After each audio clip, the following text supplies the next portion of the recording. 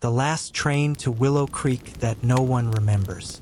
A cozy American mystery sleep story. Story premise.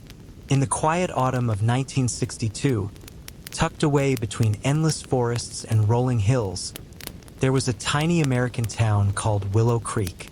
It was the kind of place where everyone knew everyone.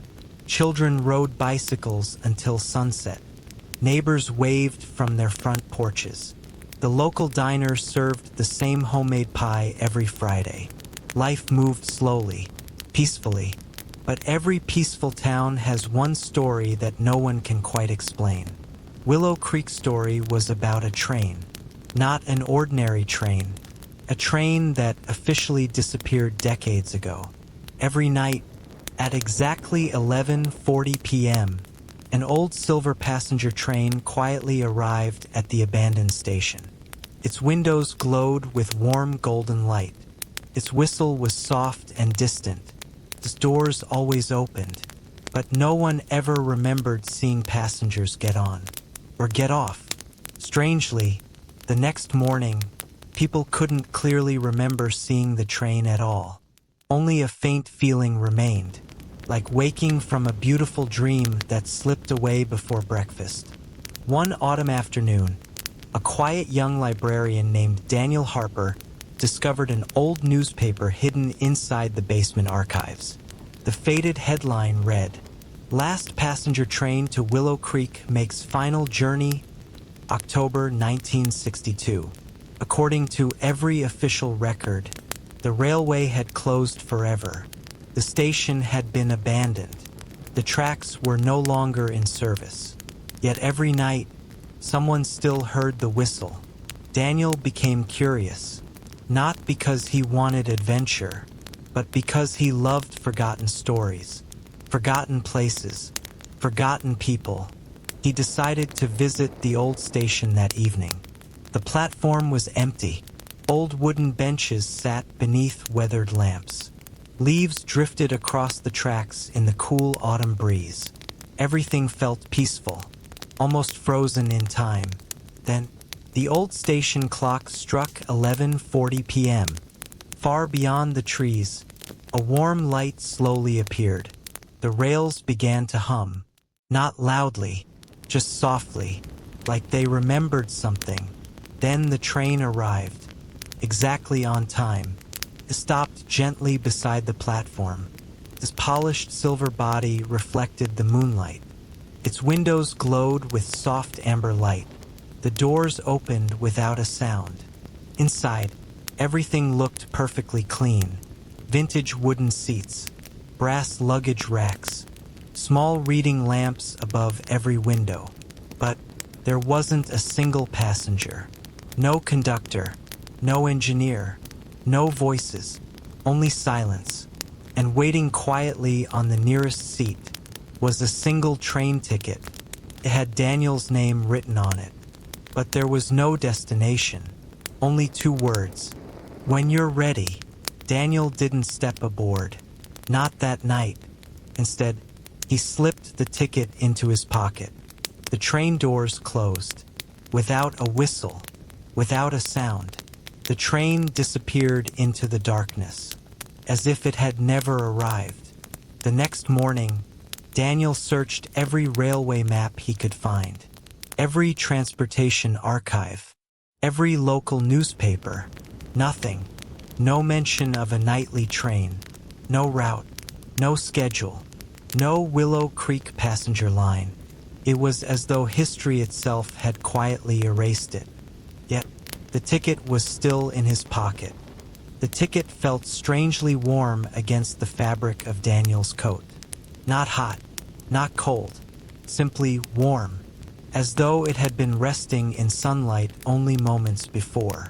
Daniel stood quietly in the center of his apartment, holding the old ticket beneath the soft yellow glow of a reading lamp. Outside, Willow Creek was settling into another peaceful autumn evening. The distant sound of crickets drifted through the open window. A gentle breeze carried the scent of fallen leaves and pine trees. Everything felt perfectly ordinary. Yet the small piece of paper between his fingers refused to feel ordinary at all. He turned it over once more. The faded cream-colored card showed no company logo, no railway company, no destination, no departure station, only the same words that seemed almost impossible to ignore. Departure time, 11:40 p.m. On the reverse side, when you're ready. Daniel frowned slightly. He had examined the ticket several times already, but somehow, each time he looked at it, the ink appeared a little darker, a little sharper, as if the words were becoming newer instead of older. He shook his head gently. "It must just be the light," he whispered to himself. He slipped the ticket back into his coat pocket and walked toward the kitchen.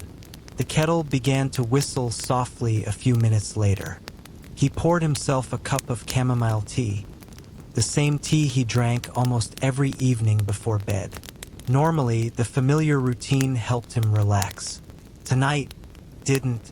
His thoughts kept returning to the abandoned railway station, the train, the warm lights inside its empty carriages, the strange silence that surrounded it, and most of all, the feeling that the train had not arrived by accident. It had arrived because someone expected him to be there. Daniel wasn't usually a superstitious man. He believed in history, documents, records, facts. If something couldn't be explained immediately, he preferred patience over imagination. Every mystery, he often told visitors at the library, had an answer waiting somewhere. You simply had to ask the right question. But tonight, he wasn't sure what the right question was. Who printed the ticket? Why had it remained hidden for decades? Why did it carry no destination? And why did it already have his name written upon it? He reached into his pocket again. The ticket was still there. Carefully, he placed it on the kitchen table beside his cup of tea. For several long minutes, he simply looked at it. Nothing happened. No movement. No sound. No change. Eventually, Daniel laughed quietly at himself. Perhaps he had allowed an old newspaper article to capture his imagination. After all, libraries were full of forgotten stories. Most of them never became anything more than stories. He finished his tea, turned off the lights, and prepared for bed. Yet sleep arrived much later than usual. The following morning began much like every other morning in Willow Creek. Golden sunlight filtered through maple trees. The local bakery filled the streets with the comforting aroma of fresh bread and cinnamon. Children walked toward school carrying oversized backpacks. Mr. Lawson swept the front porch of the general store while humming the same old country tune Daniel had heard since childhood. Everything appeared wonderfully familiar. Daniel unlocked the library at precisely 9 o'clock. The heavy oak door creaked softly as always. Dust floated lazily through shafts of morning light. Mrs. Evelyn Carter arrived shortly after opening. She returned the mystery novel she borrowed every October. Daniel smiled. "Finished already?" Mrs. Carter nodded. "It was lovely." She paused, then looked thoughtfully toward one of the windows. "You know," she said quietly, "I dreamed about trains last night." Daniel looked up from the return desk. "Trains?" "Yes." She frowned gently. "Funny thing is, I don't remember ever taking a train." She laughed softly. "Strange dream." Daniel smiled politely. "Dreams can be like that." She nodded. "I suppose so." But before leaving, she hesitated. "Have you ever heard a train whistle late at night?" Daniel remained perfectly still. "Why do you ask?" Mrs. Carter looked almost embarrassed. "I thought I heard one around midnight." She smiled awkwardly. "Silly, isn't it? There hasn't been a train here in decades." Daniel forced another smile. "No, there hasn't." She waved goodbye and disappeared through the front door. Daniel stood silently beside the checkout desk. Something about that conversation unsettled him. He hadn't mentioned the station to anyone, not a single person. Yet somehow, someone else had dreamed about trains on the very same night. The rest of the day passed quietly. Only a handful of visitors entered the library. A retired schoolteacher searching for gardening books. 2 college students studying local history. An elderly man named Walter Briggs who often spent entire afternoons reading newspapers from the 1940s. Walter had lived in Willow Creek longer than almost anyone. His memory was remarkable. If anyone knew something about the old railway, it would be him. Daniel carried several books toward Walter's reading table. Trying to sound casual, he asked, "Mr. Briggs, may I ask you something?" Walter smiled over his glasses. "Of course. Do you remember the old railway station?" Walter chuckled. "Everyone my age remembers it." Daniel pulled up a chair. "Did you ever ride the last train?" Walter became unusually quiet. For several moments, he simply stared toward the library window. Finally, he spoke. "I remember saying goodbye." Daniel leaned forward slightly. "But I don't remember the train." Daniel blinked. "What do you mean?" Walter shook his head slowly. "I remember standing on the platform. I remember people waving. I remember the station clock. I remember autumn leaves blowing across the tracks." He paused again. "But the train itself." His expression became distant. "I can't picture it." Daniel waited. Walter continued almost in a whisper. "It's like someone erased it from my memory." A silence settled between them. Finally, Walter smiled sadly. "Funny, isn't it? I remember everything about that evening. Except the train." Daniel thanked him quietly, but as he walked away, he couldn't shake one impossible thought. If everyone remembered the station, why did no one remember the train? And perhaps, more importantly, why was he beginning to remember it so clearly? And perhaps, more importantly, why was he beginning to remember it so clearly? The question remained with Daniel for the rest of the afternoon. He continued placing returned books back onto their shelves. He answered questions from visitors. He smiled politely whenever someone greeted him. But somewhere behind every ordinary conversation, his thoughts quietly returned to the railway. As the library slowly emptied near closing time, Daniel decided to visit the archive room once again. Unlike the basement storage, the archive room contained documents that had been carefully organized by decade. Old maps, property records, photographs, railway maintenance reports, town council minutes. Everything had been cataloged with remarkable care. Daniel pulled open the drawer labeled Transportation 1948 to 1965. Several folders rested neatly inside. He removed the first one. Nothing unusual. Road repairs, bridge inspections, snow removal schedules. The second folder contained railway maintenance reports. Again, perfectly ordinary, until something caught his attention. Page number was missing. Not torn, not damaged, simply missing. The report jumped from page 18 directly to page 20. Daniel frowned. He checked again. Every copy inside the folder skipped the same page. Someone had deliberately removed it. He searched another file. The exact same thing. Another missing page. Then another. Always involving the railway. Always around the year 1962. It wasn't random. Someone had carefully erased only certain pieces of information. Not enough for people to notice, but enough to make the complete story impossible to reconstruct. Daniel leaned back in his chair. Libraries were built to preserve knowledge. Yet someone had spent considerable effort making sure this particular history could never be fully remembered. Outside, rain began falling gently against the old library windows. Soft, steady, comforting. Daniel closed the folders and locked the archive cabinet. Whatever had happened in Willow Creek, it wasn't simply forgotten.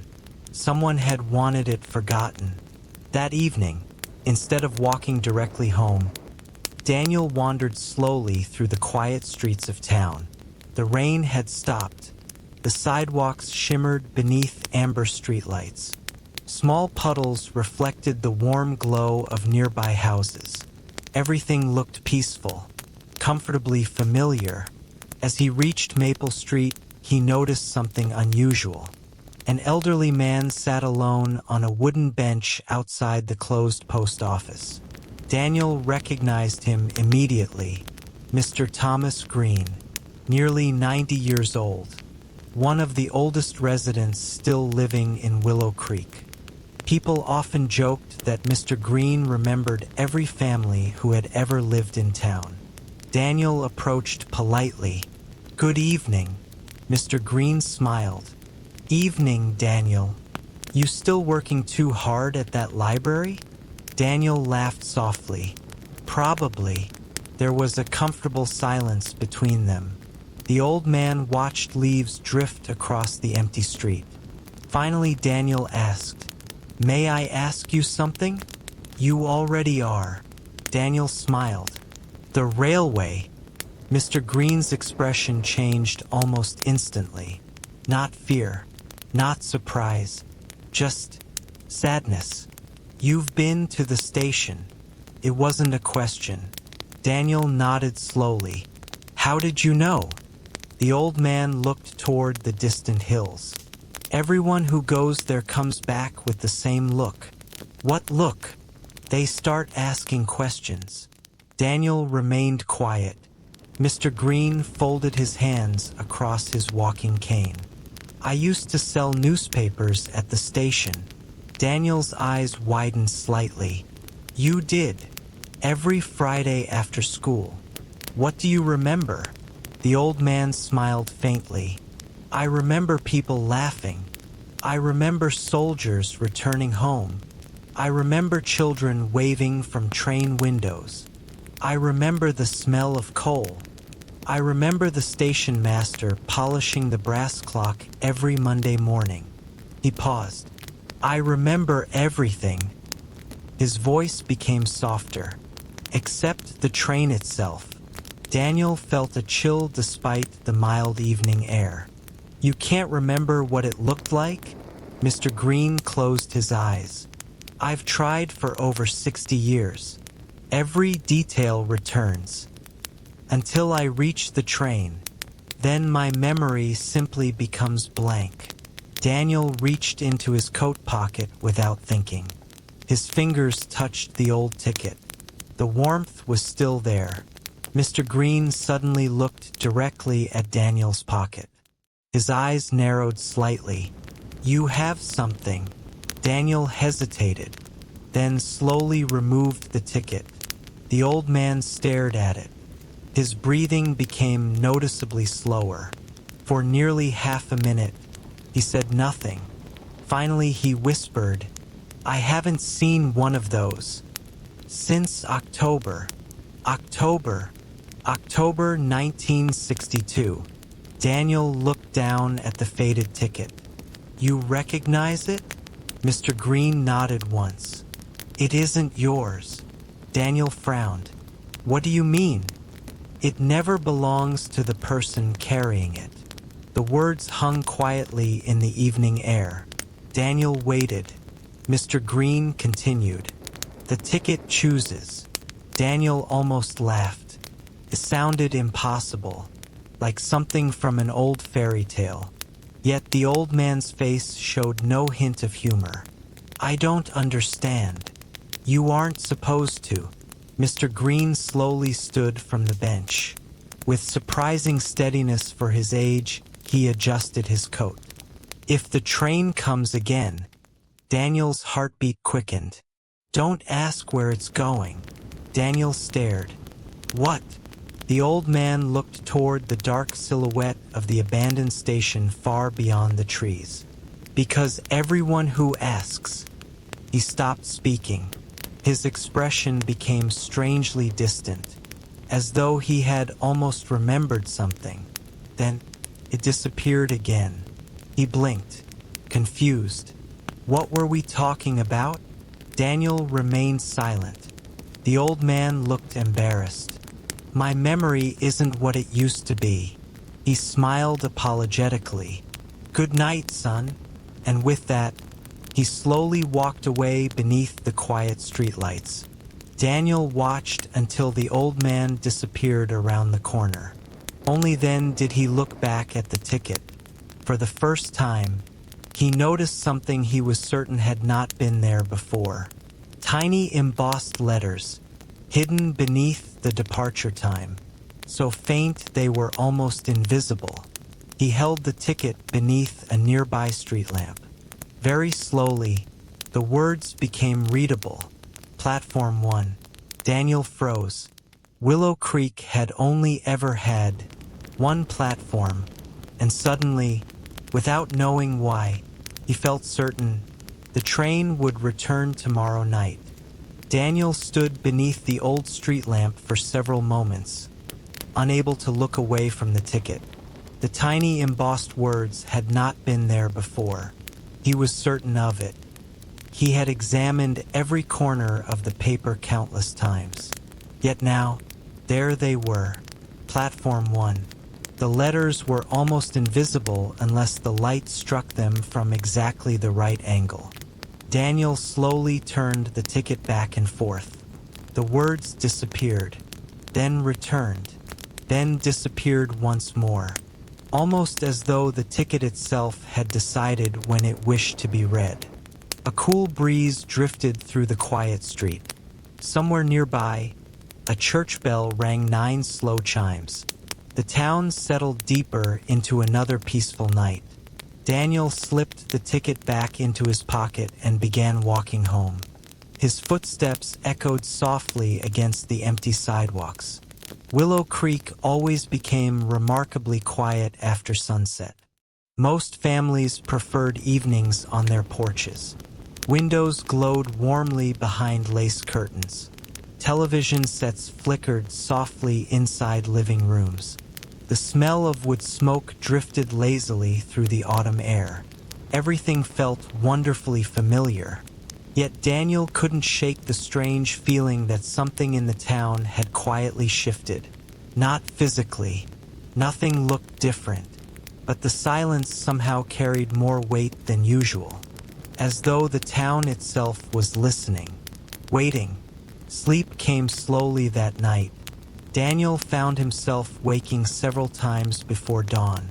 Each time he thought he heard something far away, not loud enough to identify, only a distant rhythm, a soft metallic sound repeating through the darkness, almost like steel wheels rolling across old railway tracks. By morning, he convinced himself it had been part of a dream. The sun rose over Willow Creek with its usual gentle warmth. Golden light spread across rooftops. Morning mist drifted above the nearby river. The bakery opened before sunrise. Fresh bread cooled behind wide front windows. Mr. Lawson swept fallen leaves from the sidewalk outside the hardware store. Nothing appeared unusual. Nothing suggested that another impossible night was waiting just ahead. The library remained unusually quiet throughout the day. Only a few visitors wandered through the aisles. Most spent little time browsing before leaving again. Daniel noticed something curious. Several people paused near the large front window overlooking Main Street. Each one looked toward the distant hills. Not for long, only a few seconds. Then they quietly continued with their day. It happened again and again, almost unconsciously, as if something beyond town had briefly called for their attention. Around noon, Daniel climbed a small wooden ladder to reach the highest shelf in the local history section. A thick scrapbook rested near the back. Its cover had almost completely faded. Across the front, someone had written decades earlier, "Willow Creek Community Memories." He carefully carried it to the reading table. Inside were photographs donated by residents over many years. School picnics, harvest festivals, parades, church gatherings, Christmas celebrations. Each photograph captured ordinary moments from ordinary lives.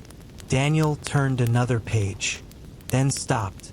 A picture of the old railway station filled nearly the entire page. Families stood smiling beneath bright autumn skies. Children waved excitedly toward the tracks. A station porter carried several suitcases. The clock above the platform clearly showed 11:40. Daniel leaned closer.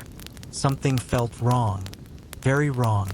The photograph showed everyone looking toward the tracks. Every single face smiled with excitement. Every eye focused on the same direction. But there was no train, only empty rails. Daniel frowned. Perhaps the photograph had been taken moments before the train arrived. That would explain it.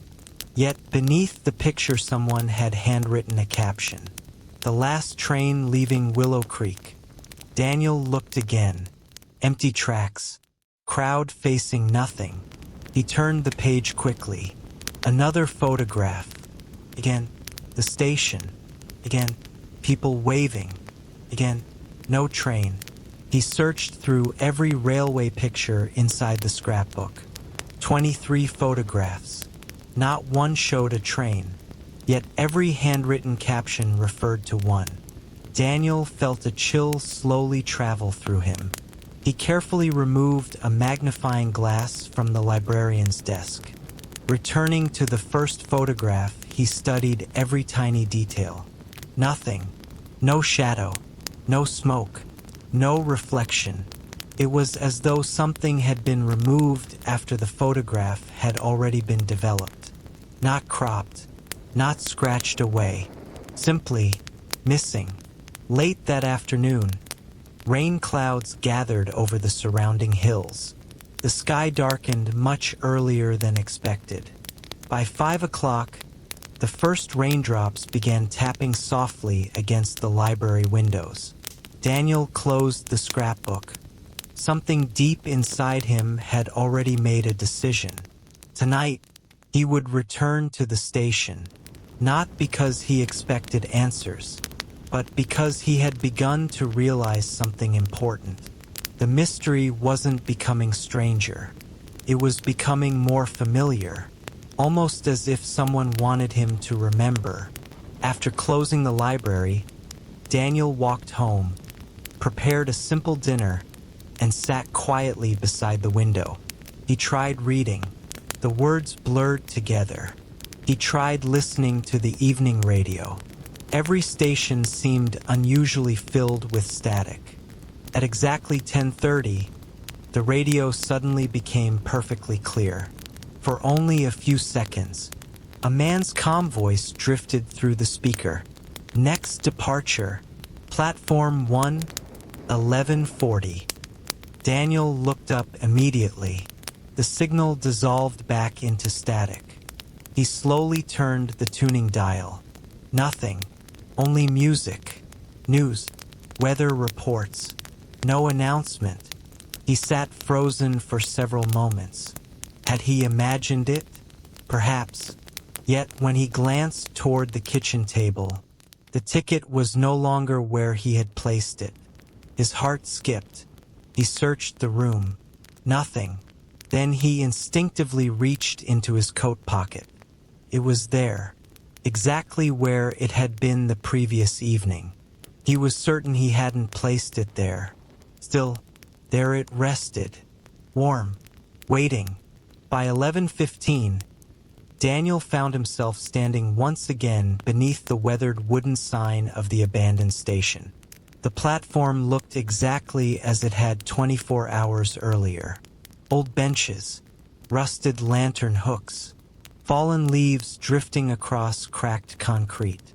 The station building stood silent beneath the moonlight. Clouds slowly passed overhead.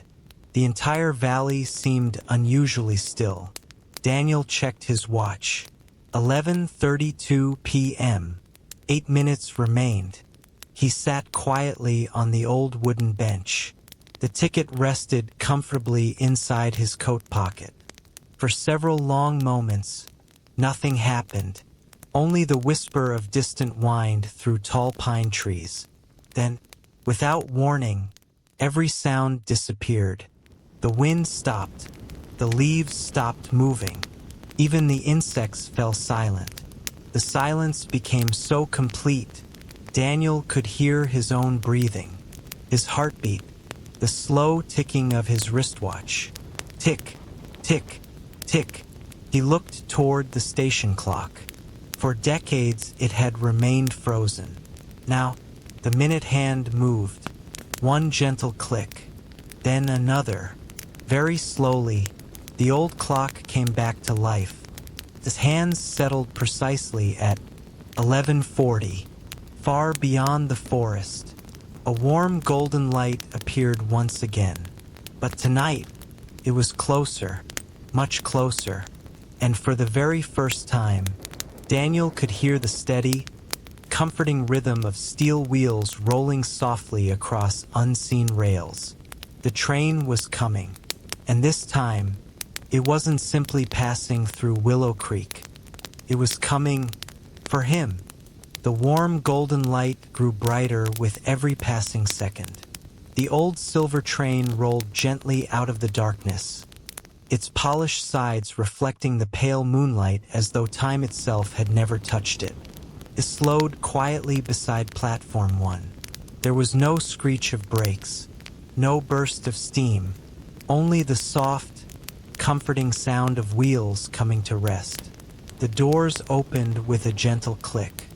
Inside, warm amber lights illuminated polished wooden walls and rows of beautifully restored seats. Everything looked inviting, peaceful, almost like stepping into a forgotten memory. Daniel stood still. His hand rested inside his coat pocket, holding the old ticket. He took one slow step toward the open doorway, then another. The train remained perfectly silent, waiting, not urging him forward, not asking him to leave, simply waiting. He placed one foot onto the first step. The polished brass handrail felt warm beneath his fingers. He looked inside. The car was empty, or so it seemed. Then, as his eyes slowly adjusted to the soft light, he noticed something that made him stop. Every window reflected faces, dozens of them, children laughing, parents smiling, soldiers returning home, young couples holding hands, elderly travelers gazing peacefully through rain-covered glass. Yet when Daniel turned toward the seats, they were empty. Only the reflections remained. He realized something then. The train had never been carrying people. It had been carrying memories. Every journey ever taken. Every goodbye whispered on a quiet platform. Every reunion filled with tears. Every letter read beside a window. Every promise made before the whistle blew. Nothing had been lost. Nothing had been forgotten. The memories had simply found another place to travel. Daniel slowly looked down at the ticket one final time.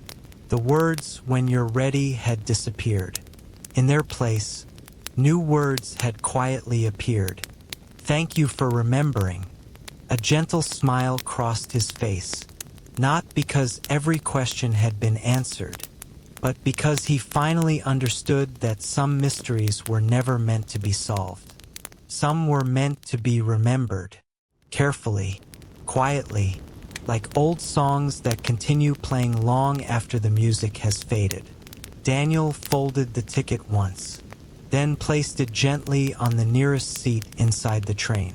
He stepped back onto the platform. The doors closed softly. Without a whistle, without a rush, the train began moving once more. Its warm lights drifted slowly into the darkness beyond the trees, smaller and smaller, until they became nothing more than a single golden star on the horizon. Then they disappeared completely. The valley became quiet again. The wind returned. Leaves danced gently across the platform. A distant owl called from somewhere within the forest. Everything felt ordinary once more. The next morning, Daniel returned to the library as he always did. He unlocked the front door, watered the little fern by the reading window, placed returned books back on their shelves. Life continued. Months later, the old railway station was carefully restored by the town. Not because anyone expected another train to arrive, but because the people of Willow Creek slowly began sharing stories they thought they had forgotten. Grandparents remembered journeys they had never spoken about. Old photographs suddenly felt meaningful again. Neighbors gathered to tell stories on autumn evenings. Children listened with quiet wonder.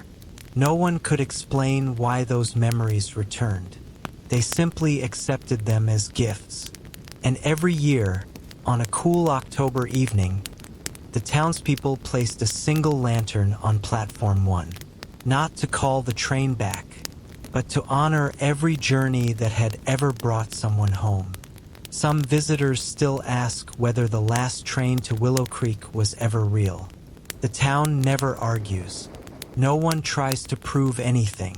They simply smile, because they have learned that the most beautiful journeys are not always measured by miles. Sometimes, they are measured by the memories we choose to carry.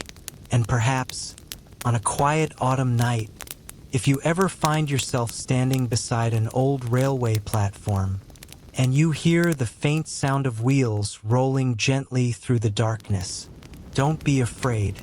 You don't have to board. You don't even have to wave. Just pause for a moment, close your eyes, take one slow breath, and remember someone you love, because somewhere beyond the maps, beyond forgotten stations, and beyond the places where time quietly fades, there may still be a train carrying every beautiful memory safely home. The end.